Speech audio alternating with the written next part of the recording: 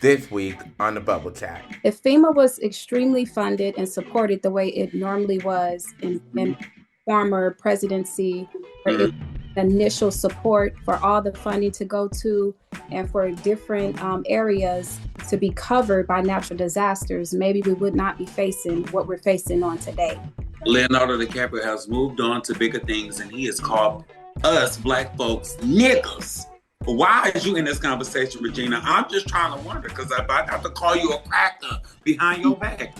Aside from the pressure of the arena and the stage and all that kind of shit, girl, was your fat ass, now flat ass, just happy to have a nigga in your ass to ask you that? Because you're still centered in your insecurities. Worked in the industry, maybe about 6.5, 7 years. Celebrities, you name it. The thespians, you name it. And I've worked with them.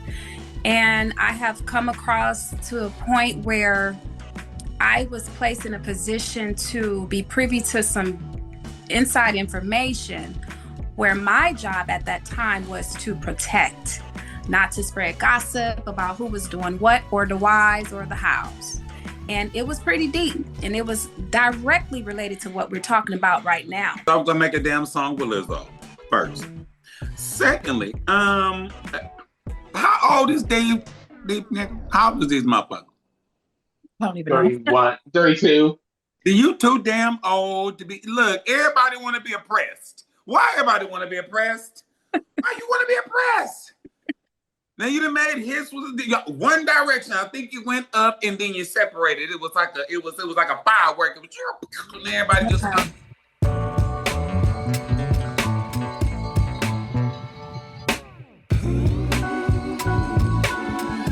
Hey everyone, welcome to the Bubble Chat. If you've been rocking with us this season, thank you so much for tuning in week after week. And if you're new here, well, you just came in time because this is actually the season 3 finale.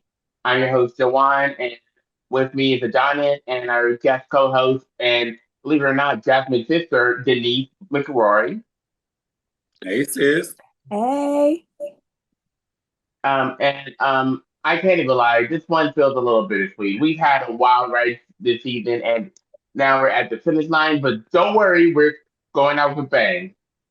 First off, we just want to take a second to appreciate all y'all. Seriously, whether you've listened while getting in the morning, on your lunch break, or while unwinding after a long day, we saw you. Your support, your DMs, your reposts, and your feedback have meant everything. It's been fun talking about everything from messy celebrity drama to real life stories that hit home. We've laughed, we've cringed, side-eye, and unpacked a whole bunch of mess together.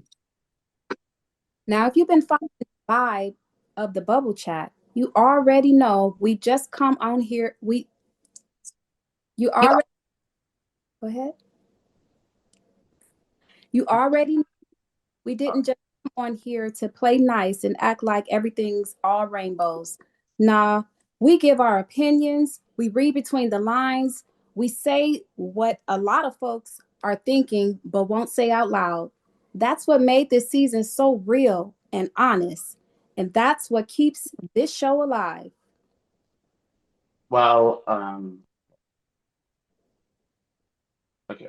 We also had some cool moments this season. Guests who weren't afraid to fail, surprise stories we didn't see coming, and even some behind the scenes stuff that had a great vibe. I was like, what?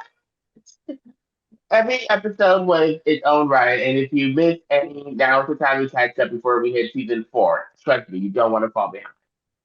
But before we wrap up this season and start plotting on what's next, we still got one more thing to handle. Our last round of hot topics for season 3.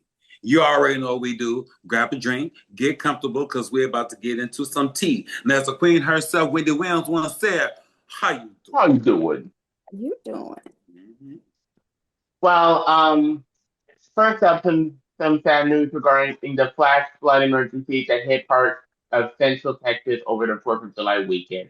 After the Guadalupe River surged up to 29 feet in some areas, rising in mere hours, the death toll has climbed tragically over 80 people killed, including 28 children, mostly in Kerr County.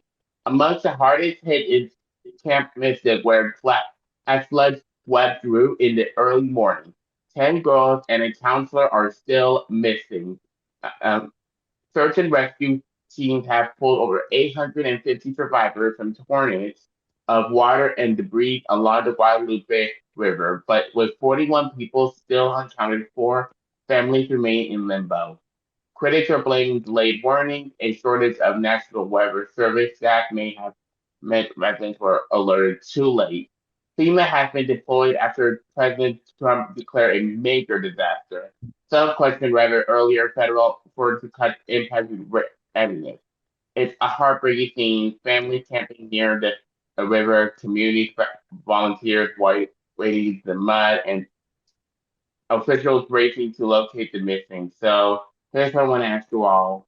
What do you think are staffing and funding at agencies like the NWS to blame for delays, or was the flood just too sudden to severe? What you think, Denise? I'm sorry, say the last, you got cut off on the last part. What part did I think? Was the flood too sudden and severe? I think, first of all, on two parts.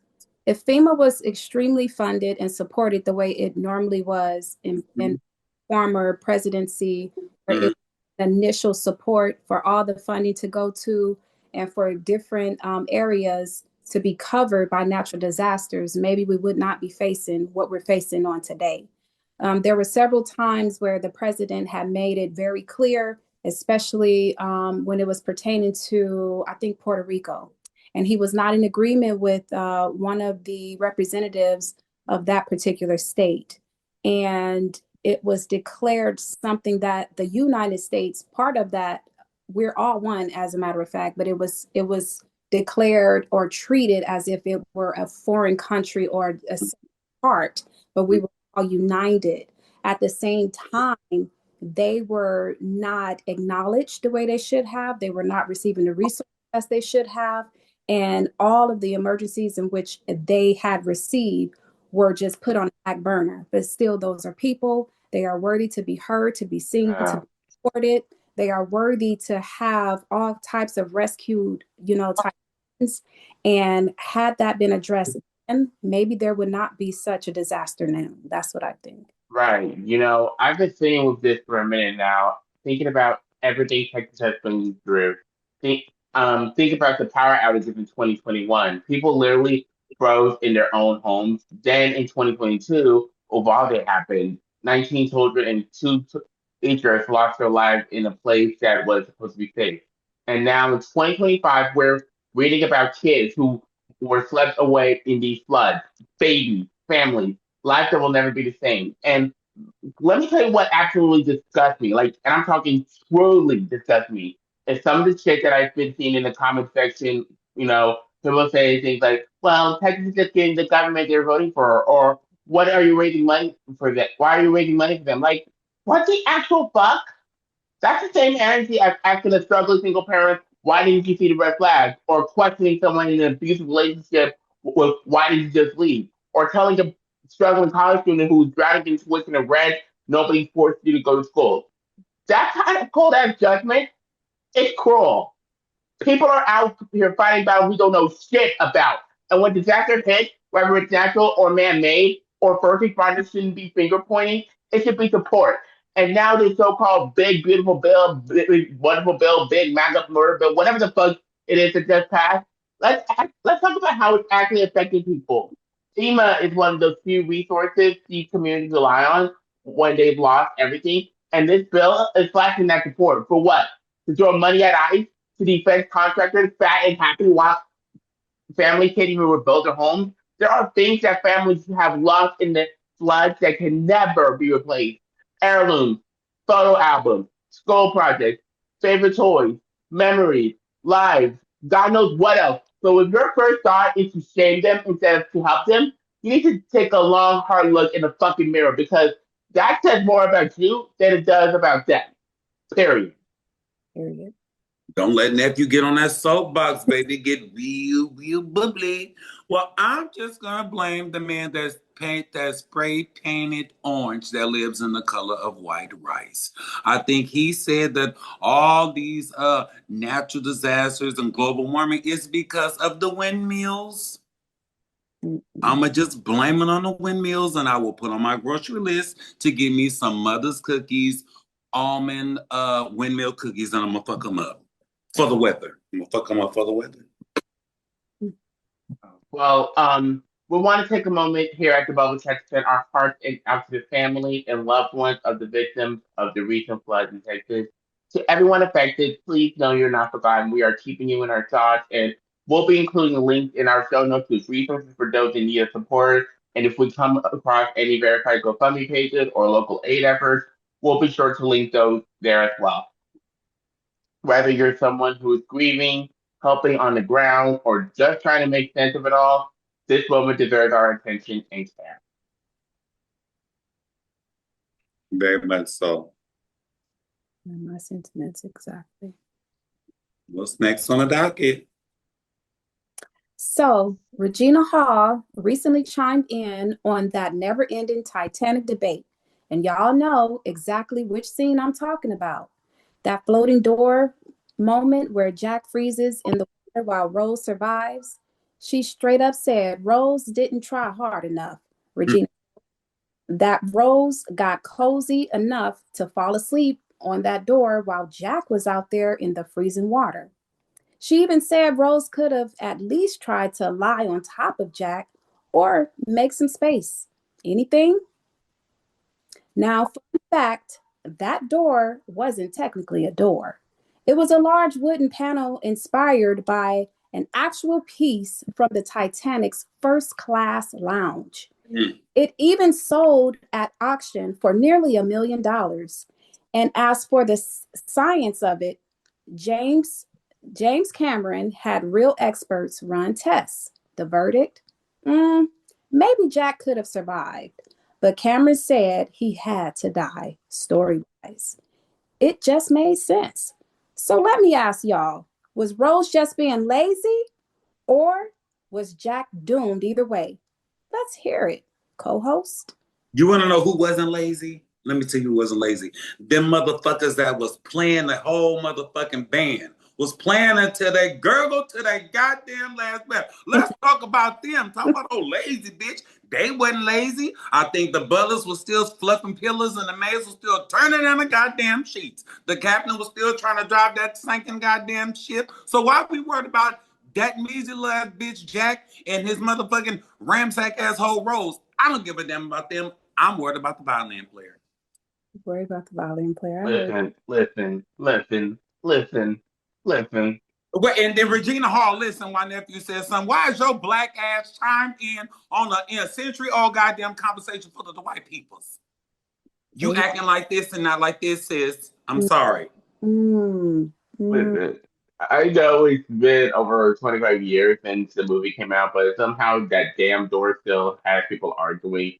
And honestly, I kind of love that she brought it up again because it just goes to show how everyone sees that ending differently.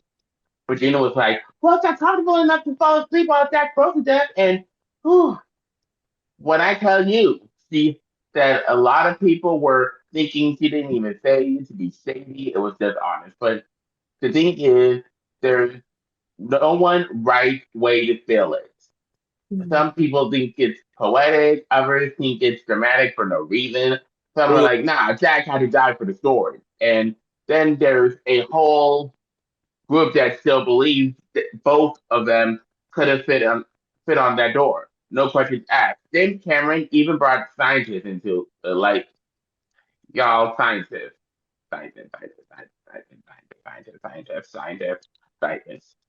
For Titanic, that's how serious this debate is. But what it really shows me is that people bring their own feelings, their own experiences, even their own heartbreak into how they see that ending. So, for example, on a live action adaptation of Lilo and Stitch, people were complaining about the ending, and honestly, I didn't think there was anything wrong with that ending. You know, But whether it was about survival, sacrifice, or just the bad quality in the freezing water, folks are gonna have their own opinion. So yeah, I think Regina's comment does crack that door open again, pun unintended, and reminding everyone that we're still not over Jack Dawson, and honestly, maybe we never will be. Mhm. Leonardo DiCaprio has moved on to bigger things, and he has called us black folks niggas. Why is you in this conversation, Regina? I'm just trying to wonder because if I got to call you a cracker behind your back, I will. But I'm just confused. I'm really confused, and you struck a nerve. You struck a nerve. You struck a nerve. I'm sorry, Denise. Did you have anything you want to add to this? Would it be a little bit too petty if I was worried about that sapphire diamond and where it was and how it landed? I think the things to worry about. I would like that because that was legacy right there. I know the door is of some point of essence, but right now, I just wanted to know what happened to that bling bling that had all that history. The That owl just several bit it off and digested it more before he died. something to think about. Next, got a real quick update from Celeb World. Black China and Grammy Award winner songwriter Derek Munro have called it quits. It was a scam, a fake, and a fraud the whole time. They shared nearly identical messages on Instagram on July 3rd, revealing that after much prayer and reflection, fortune cookies and mirrors, bitch. They've decided to end their engagement and to remain good friends. As all celebrities do when they break up. They never want you to know this messy and they're hostile.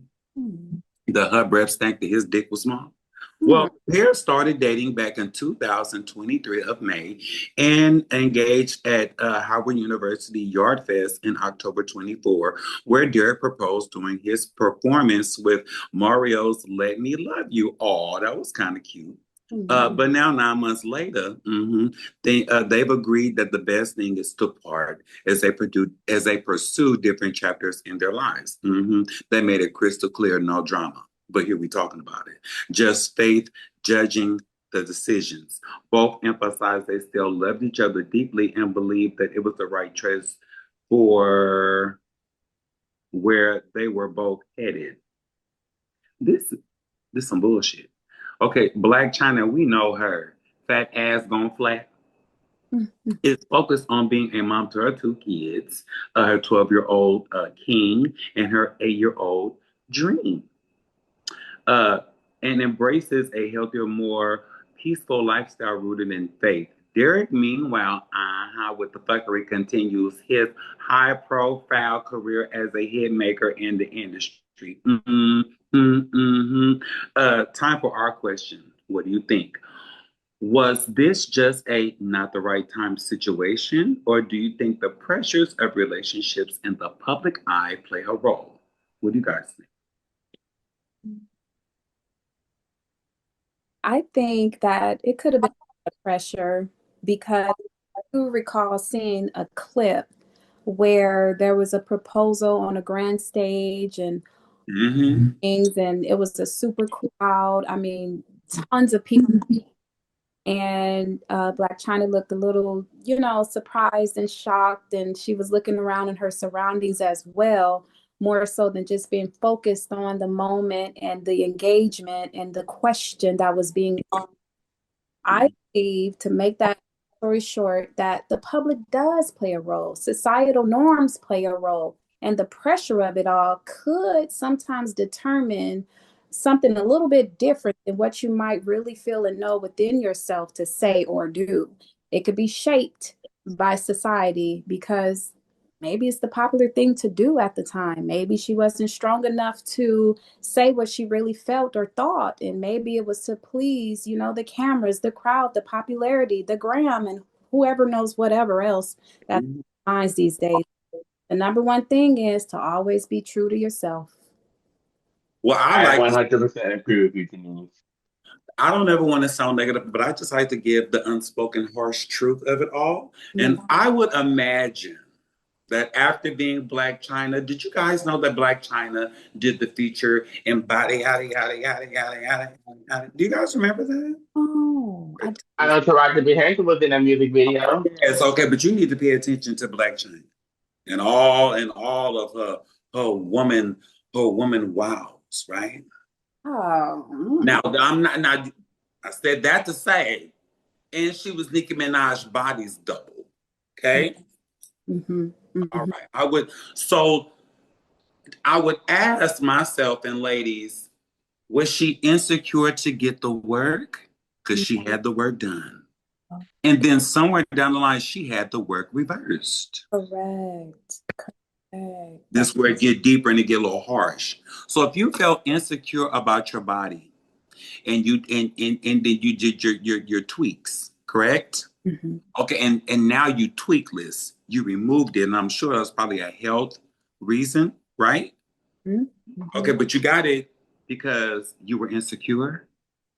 Okay, now we back to the bare face of insecurity. I have no ass, like all this voluptuousness, right? This trending look, something that you started, something you are part of, for the whole culture of it all. Yeah. You don't have it, but you got a man.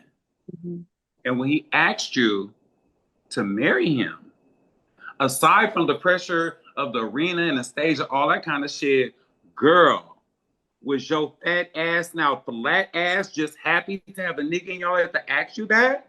Because you're still centered in your insecurities. See, that's a harsh truth. Did I not say that before I said it? Yeah. Does Yep. that make sense? Does that make sense? Out of sense. See what I'm saying? That's a double stacker. The pressure and the insecurities of it all, Mm-hmm. right? Mm-hmm. And then you was Tiger is your husband. That's your husband, right? Mm-hmm. Then you went off and had a baby with a Kardashian, right? Right. Okay. And now if I'm gonna move forward, it would only make sense to me with a hit maker bigger than them. I'm not gonna date down. I'm going up. And It's that's right. It makes sense to me. I'm saying, and then you can't really trust relationships because we can still question Michael B. Jordan and Lori Harvey's relationship. They said that was set up, right? Mm-hmm. We can go back decades and look at Michael Jackson and Brooke Shield went out. He even took Webster to the goddamn Emmys. Sure did. You see what I'm saying? Yes, he did. Right? On his hip. Bobby and Janet was supposed to be together. He just ended up with Whitney in real life. Right. You see how that shit work? Yes. Like we really can't trust what is actually in our face and what we see. That's right. I agree. I agree with that. Because I don't No, believe that she and Kanye West was really in love. I don't believe that. I don't believe that. She did what her mama said do. Oh, wait. That's a tough one. You see that? You see how it already just comes around like, well, what do we see? What do we believe? Yes. Yes. She pushed out one baby, surrogated all the rest. Mm-hmm. Because of that work, though. Because of that work. Right. Because of that Right. you work. know, when I saw the news about Black China and Derek ending their engagement, my first thought wasn't what went wrong. It was honestly just, damn, that's tough. Because when it comes to engagement, there's no telling what really happened behind closed doors, right? And sometimes it's not even about drama or cheating or anything messy. It doesn't work out. Period. You know, people grow, priorities shift, careers pull folks in different directions, and sometimes love alone isn't enough to hold you together. Other times, people realize they're not aligned in the way they practice what or when they said yes forever to forever. Preach. And let's be real, things haven't been the same when it comes to long-term relationships or marriage. We've seen so many stories of people rushing into something they're not ready for, or on the flip side, saying in something way past the expiration date. And then there are those relationships that just slowly go sour. No big fight, no scandal, just that feeling that something's off. And I really hope that's not the case here with Black China and Derek. And from what they both said, it sounds like they still respect, still love, and no hard feelings. And if that's true, then good for them. It takes the kind of maturity to end something before it turns into resentment, a shift in direction. And at the end of the day, I wish them both the best. And not every love story ends in a wedding, but that doesn't mean it wasn't real. Yeah. I'm sure it was some type of feeling and some type of love there. We just don't know how True. deep, True. yeah, and how sincere it is. But I just be thinking, like, when parents make these choices, what about the kids? How are they affected? Right. Well, I mean, at least they did not have kids together, right? But yeah, when you do cohabitate and all those things, here's the thing. So many people do it outside of the public's eye Mm-hmm. that when we see it, I don't know why it becomes such a big thing. You see what I'm saying? Like I'm married and legally separated. Mm-hmm. And Mm-hmm. I've dated like two, three people, not seriously, but I've dated in Mm-hmm. my situation. It's Yeah. just not in front of the world to see. To Okay. put judgment on. You see what I'm saying? It's the same thing. You're Yeah. not no relationship's gonna last forever, right? I mean, if it does, kudos to you, but people break up to make up all the time. Mm-hmm. You know what I'm saying? So it's like, what makes that breakup super, super bad? Because it isn't like she's at a drug, she isn't out there going crazy. Like, I'm happy that you kept us focused on that. It just seemed like their lifestyle paths were different. You Mm-hmm. see what I'm saying? She was receding out of that life and he was proceeding into it more so. You know? Good analogy. Yes. But the 360 is like you said, the pressure of the arena, Yeah. the insecurities of herself, you see what I'm saying? And then the reality of relationships. Yes. Mixing it all in. Okay. That's fair. That is fair. All three things can be true at the same time. Yes. Okay. That's See how that works? okay. So it don't have to be so black and white. There's a little gray shades there, and there's a little other Stay too. your ass in the corner. We like Denise. Okay. Oh, That's no time out. okay. I'm liking that. That's a different perspective. I'm open to perspective. As long as it's fair and it's balanced and it's okay. I don't have to be right all the time, but let me hear it. Let it make some type of sense though. And maybe let me receive it on my own when I can. I got the capacity to hold that. That's good. The good, the bad, and the ugly. That was very good. That's fair. Okay. I like being fair. Okay. I think we should start that a segment, nephew. The good, the bad, and the ugly. The good, the bad. The Okay. good, the bad, and the ugly. Mhm. Okay. Yes. That's all right. So are we ready to move forward? What's up next? So Seinfeld, writer Larry Charles is opening up in his new memoir, Comedy Samurai. And let's just say he's not sugarcoating anything. He says the 1980s TV scene was chaotic and fueled by cocaine. Writers, producers, and even staff in diners near the studio. Everybody was high, Mm-hmm. and it was treated like just part of the job. He admitted Coke made people feel confident and creative at first, helping them keep up with the fast pace of making TV. But eventually it spiraled. Some people fell into heavier drugs like crack, and the consequences were serious. Careers were lost and lives were derailed. Charles said he managed to quit cold turkey, but not everyone could.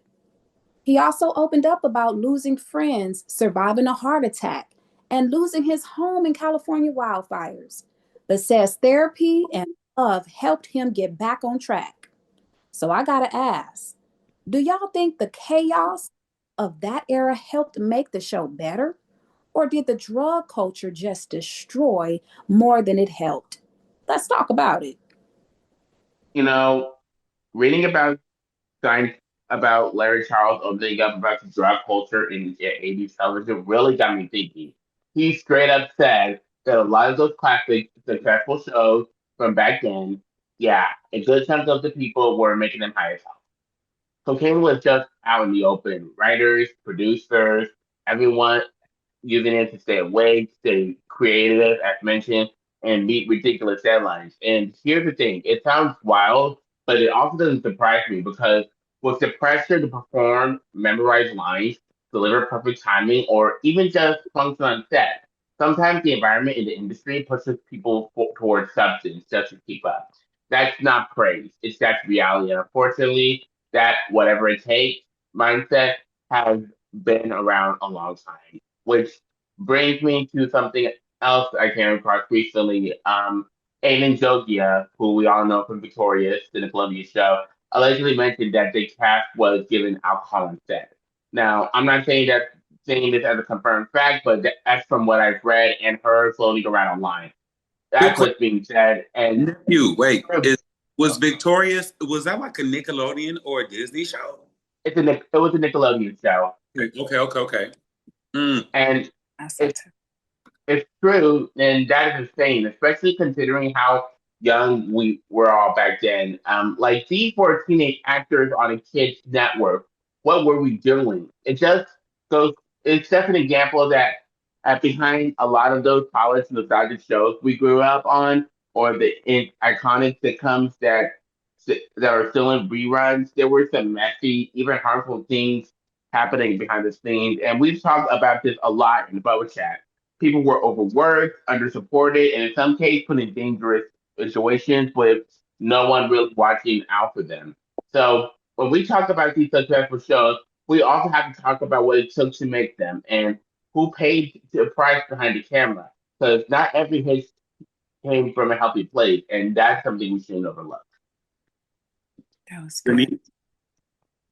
Well, I got a little bit of a perspective here. Okay, so for some time, I have worked in the industry, maybe about 6.5, 7 years. Celebrities, you name it, the thespians, you name it, and I've worked with them. And I have come across to a point where I was placed in a position to be privy to some inside information where my job at that time was to protect, not to spread gossip about who was doing what or the whys or the hows. And it was pretty deep and it was directly related to what we're talking about right now. And some of my clients at the time, a lot of people didn't know the why. Why is she in such and such? And why is she dipping and dabbing in this and sniffing a little of that and taking a little of this? But behind the scenes, I was able to see there was no judgment, but my mindset was coming more so from the why. Why are they doing this? Why? One of the artists that we all know, but I will definitely remain discreet. Ask me later, y'all. They were facing homelessness. You would never know that, how they look, glitz, glamour, makeup done to the T, gorgeous wigs now, shoes, purse, and everything else. But other staff members would come and say, hey, Denise, have you checked on such and such? And I'm wondering, okay, yes, I check on everybody. I give everybody love. I give everybody respect and honor them no matter what they're going through. But when I was given that extra information, I don't know if you understand, but she's facing homelessness and she has this particular thing. And I just want you to watch out for her. And I did, offered prayer, support, hugs, whatever I could within my capacity, and to also offer them a covering because that industry is brutal. It is unforgiving for women. And I'm not saying only women. And I've seen some of the men too. Yeah, it happens to me Gain fi- too. yes, you gain 5 pounds. You're Oompa Loompa girl. You know, you're over 30. You somebody's great grandma. You're not good enough. So the pressures of society was building up, and it created and it enabled some of these habits to perpetuate themselves to using these substances. Was it okay? Not in my opinion, because I could see the damage that was also being done psychologically too. But to come back to it, I just saw another perspective of being able to, have some empathy as to getting deeper. What was the why that was driving this forward? Why was this the norm? Why were they taking the substances and what was triggering these things to happen? So, and I was able to find out, and it wasn't so pretty.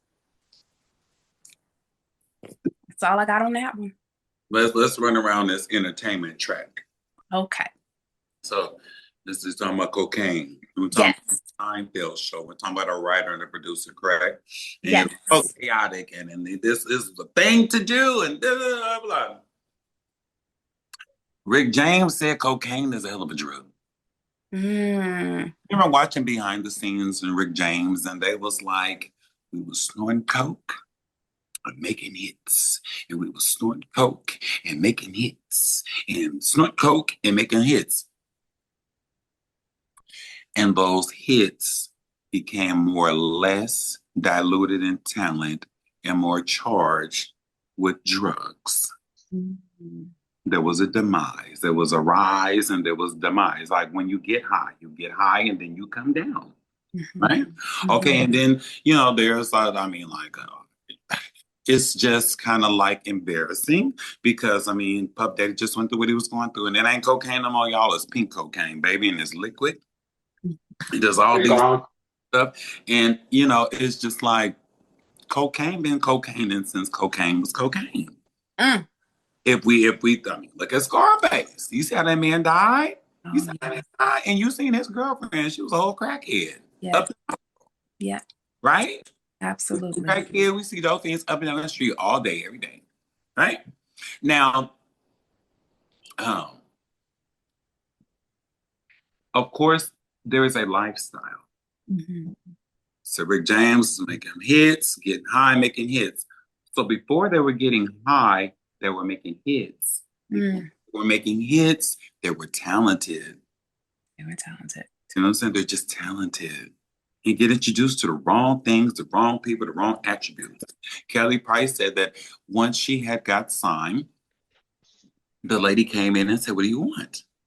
And Kelly was like, "Some water, shit." And she said, "No." The other girl was asking, like, "Girl, what you need? You drink, you need some weed, and some cocaine, need a pill." She's like, "Oh, bitch, I don't do none of that. I'm just here. I can just write and sing and do my thing." Yeah. Right? And then we have women like Whitney Houston and Faith Evans. They're talented. Absolutely. You can write a song. You can sing a song. Yes. You can orchestrate a song. Do all these things. You are talented. Mm-hmm. But somewhere down the line, with your talented blessings and anointment, someone passed you a line of drugs. Yes. And then it became a part of a lifestyle. Mm-hmm. You see what I'm saying? Yes. Whether you snort coke in a back of a bar somewhere in the inner city, or you're on stage. And we saw Whitney Houston come on stage looking like tour, that Michael Jackson tribute.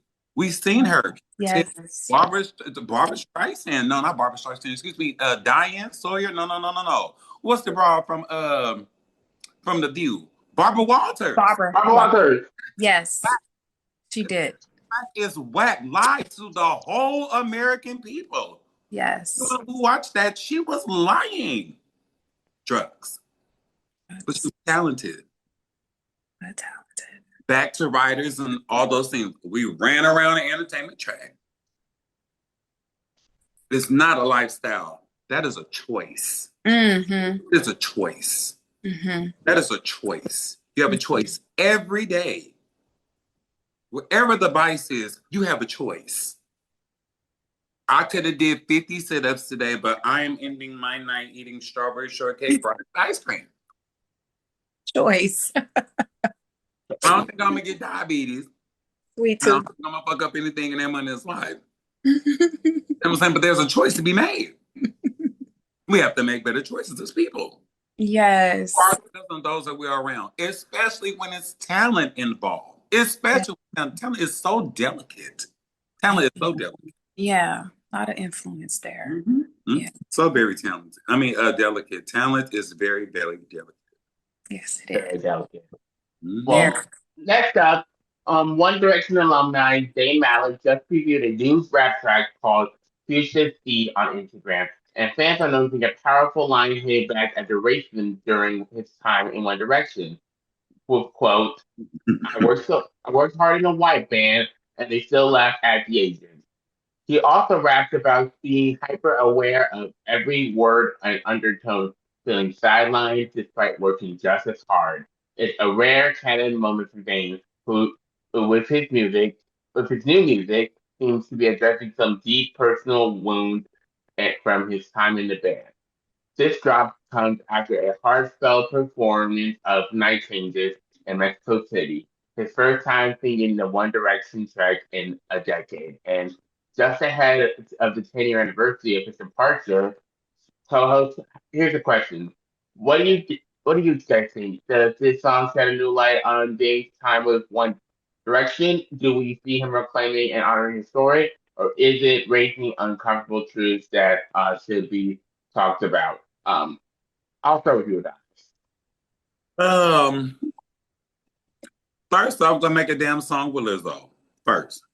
Secondly, how old is Dave? Nigga? How old is this motherfucker?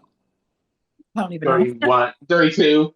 You too damn old to be. Look, everybody want to be oppressed. Why everybody want to be oppressed? Why you want to be oppressed?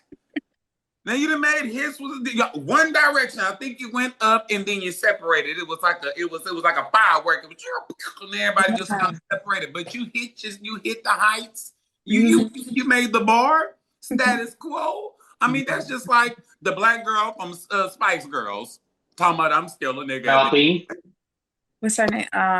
Mel B. Mel B. Eddie Murphy baby mama. Yes. You see what I'm saying? Yes. That's just like her saying I'm still a nigga. I mean, girl, please. Everybody want to be oppressed. Wow. Everybody want to be. If he don't go and make a song with that boy that did this song with Megan, Akinu Akana Kanishi. If he don't go make a goddamn song with him, go on over there and make a song with him. Go on do your feature. Go on get your Korean Chinese feature on. Just go on with your Asian persuasion ass. Go on. I ain't got nothing to say. You know, I came across this James new song that he reviewed a verse, and that verse said, I worked hard in a white band and he still laughs at the Asian. And I had to stop and really sit with that for a second because honestly, I didn't know there was racism behind Dave's time in One Direction. Like, growing up with that band, all we saw was the music videos, the tours, the fan moments. We didn't know the full story. None of us did. And what hit me hard, even harder, is I don't know if Dave was referring to the other band members or if he was calling out people behind the scenes, whether they were executives, management, or whoever was running things at the time. Either way, the fact that he felt others or like a target while being part of the biggest boy band in the world, that says a lot. It's also an important reminder that the music industry, whether it's here in the US, UK, or anywhere else, has a long, complicated history with race, and so much of that didn't really start getting talked about until recently. I remember during the Black Lives Matter protest in 2020, which took place during when George Floyd was murdered. A lot of Black and Brown artists began speaking up for the first time about what they've been holding on in for years, including people of color. Alexandra Burke, for example, after she explained that after she won the X Factor in the UK, she was told that she'd have to work 10 times harder than a white artist, and she was told to strip anything that showed her identity. And was told not to have braids or an afro. And allegedly, someone even told her to bleach her skin, which is heartbreaking. And then Leanne Pinnock from Little Mix, she said something similar, except she felt like her talent didn't feel like it was enough, and that being the only black girl in the group, she constantly felt like she had to prove herself more. These are women with real talent, real passion, and yet they were being told that because of the cut of your skin, they always have to push harder just to be seen as equal. Now, if you know me, you know I listen to a lot of artists, US, UK, global, you name it. Taylor Swift. Most of Taylor Swift. most of the artists, because most of these artists that I just mentioned, you probably don't even know who they are, and it really doesn't matter where they're from because this stuff keeps showing up in different ways across the board. So hearing things pick up now, even years later, matters. It sheds light on what we didn't know as kids, and it reminds us why these conversations are so necessary, not just in interviews or music, but everywhere. That's how I feel. Wow. You got some input, D? I think y'all summed that up real nice. Well, let me add one more thing. You know who I'm thinking about right now? I'm thinking about Who? the other half of what were they called? Neptunes? Ooh. Pharrell Neptunes. Williams? Pharrell Williams and Hey, Jazz. Why that Asian persuasion ain't come out? That he could say something. I listen to him if he was complaining. If he said, "I made all these hits with Pharrell, and I'm just an Asian." If he said it, maybe I would take. Maybe I would take a little better. You know what I think about? Michelle S. Williams from the goddamn that bitch cracked her face on so many stages. If she came out and said, "I'm just a slippery slope third member of the biggest girl," I would listen to her. Okay. Uh, That's fair. that One Direction, shut the fuck up. Shut the fuck up. I'm sorry. Was that rude? I'm so sorry. Well, Incredible. then I'm gonna calm down because we're gonna take a break, okay? But don't go nowhere. We want you to grab a snack. We want you to stretch if you need to, but keep us in your ears because we'll be right back with more Bubble Chat. Stay tuned.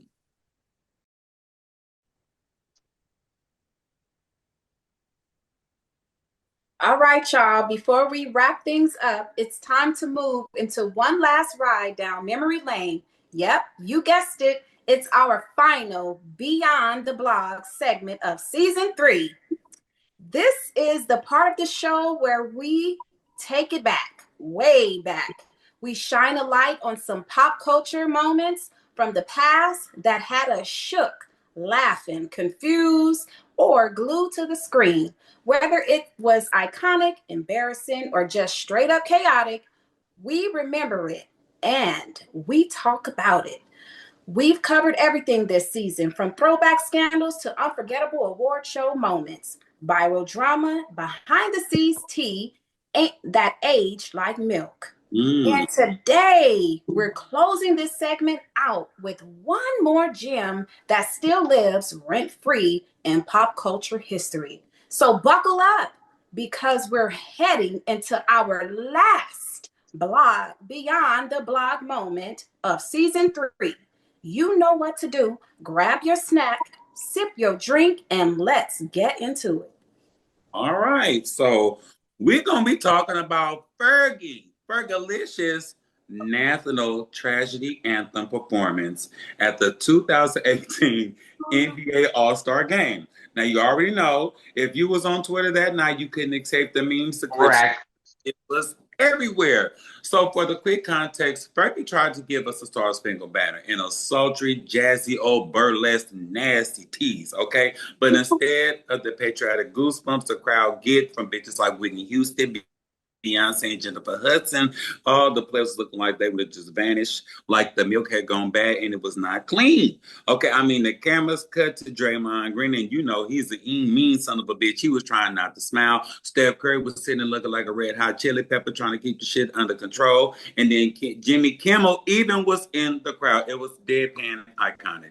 Now, let's just be real. Vocals aside, it wasn't just the singing, okay? It was the delivery. Baby, she swung from the left to the right, from the fences to the walls. Marilyn Monroe meets Greek singer energy. It was America was like, girl, what the fuck is you doing? Even Fergie, even later, with her sorry ass, she was honest. She apologized. She said she was trying something new, singing, but it didn't go the way that she hoped.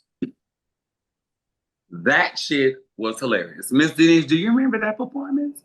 Yes, I did. And I was cringing and hoping to God that I was in a nightmare, but at the same time praying for the girl. Lord, hallelujah, Jesus. What is she doing? Why is she want to try something new in front of the whole planet? But go ahead, girl. You bad, but take that risk. It's all right. You go ahead. I don't got nothing else to say about it. They could have called They could have called the Asian person in that group. That would have been relevant. Singing that bitch said, oh. I didn't know what to do. I felt bad. I felt like I wanted to give her a hug, and I felt like I wanted to cry for her at the same time. I was confused. I was so confused. Oh, I remember. She had written her black card all the way out. There was no more functions. There was no fumes. There wasn't no smokeovers to come to. Wow. The hot box, she did everything, girl. The basketball all-star, the anthem, that was not it. That was wow. Oh, I wonder what she was channeling at that time. What was that? Ooh, baby, burlesque jazz. Because, I mean, she could have been skippity beep bop bop. I mean, anything. Yeah. She didn't do any of that. She just went, she was veering off. I don't know what that was. It almost was like a practice studio session run, but at the same time, she practiced on all of us. We wanted the finished product. I don't know. Do they pay you to sing the national anthem? You know what? Good question. I want my money back. Yeah. I want my money back. Give her $10 in food stamps, please. A bill and not an EBT card. I even take it away. I'll be okay. Did you see the cartwheels that you did one? The little cartwheels you did one. Who? The cartwheels Fergie did. Did you see the cartwheels that Fergie performed one time? I didn't. You know what? Look, let me tell you like this. Fergie is an old cooch hag. Do you remember when Fergie was dating Justin Timberlake when he was only 17 years old? Oh. No. See, I'm old. I knew Okay. Fergie when she was in a group called Wild Orchid. That's where she came from. She was in a three-white girl group called Wild Orchid. They didn't go nowhere, didn't do nothing, and then Was this before or after he dated Britney Spears? way before him and Britney Spears was even preteens. What? She was out in the early 90s. Fergie is older than me. I mean, I know she's older than me, but I'm 45. Fergie's like 50 something. She still look good though, but she still look good. She still keep her health up really well. She just turned 50 years old this year. Huh? She just turned 50 years old this year. Okay. She's still doing good on that part. But her and 2 Chainz had the same type of. They were like 35 when they hit it. Wow. Okay. And then they rolled to those about 40 something. Well, but that was the last end of her ride. That was the last end of her ride. You think so? Mm-hmm. And because do you remember Britney Spears actually started to replace her with Will I Am? Do you remember that? Yeah. Started making a whole bunch of songs together, yeah, girl, because you ain't got it. You old too. Mm-hmm. Ooh, now that is the harsh truth. Yeah, see, and I'm just I ain't making nothing up. I'm just saying. Okay. That she got booted to the side. He was working with Britney. Yeah. But her and 2 Chainz have the same career. They've been around for a very, very long time. No one really knew them. They hit the highlight mainstream when it was like 35, fizzled out before they turned 45. In 2018. It's only 2025 right now. That was her last hoorah. That was the end of what she had to give. No wonder. So she was taking that so hard at the anthem because that was the last little bit we gonna remember you for, and it wasn't hot. It wasn't good. It was confusing. Maybe she didn't care. Oh, okay. Maybe she didn't. See that? Or I mean, maybe she said, "Maybe I'll be a jazz singer."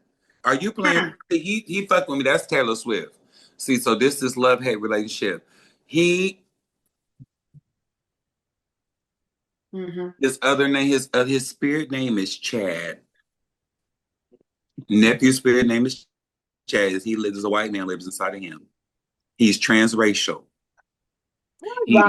He is Taylor Swift's favorite motherfucking fan. He's her number one fan. And I don't fuck with the Swifties. Maybe or Beehive over here. Right. I was just going. And I'm gonna stay away from that too. Say it again. Stay away from that area. Say it again. I'm gonna be hot too. No, but yeah, I'm always on his ass. He loves Taylor Swift. Loves Taylor Swift. He's talking about his friend. She's a pop bop. Oh. Songs. I don't like her. I don't trust Whitefish. Whitefish tastes good though. See, okay. I'm gonna start. Your name is Willard. Denise is Willard. You got a white. You transracial too. Oh my God. Well, look here, bubblers. Just like that, we've reached the end of season 3 of the Bubble Chat. God damn, what a season it has been. From the wild headlines to the throwback tea, deep combos just like we had today, and plenty of laughs in between. We truly appreciate every one of you for riding with us. To all of our new listeners and our day one supporters, you are the reason why we keep the mic hot.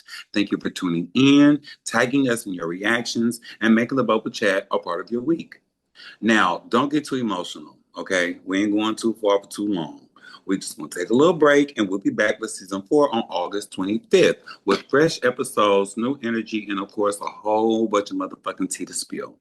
So mark your calendars, tell a friend, catch up on any episodes that you may have missed while we're away. And as always, you can stay in the loop with all of us on social medias for any updates and any behind-the-scenes sneak peeks.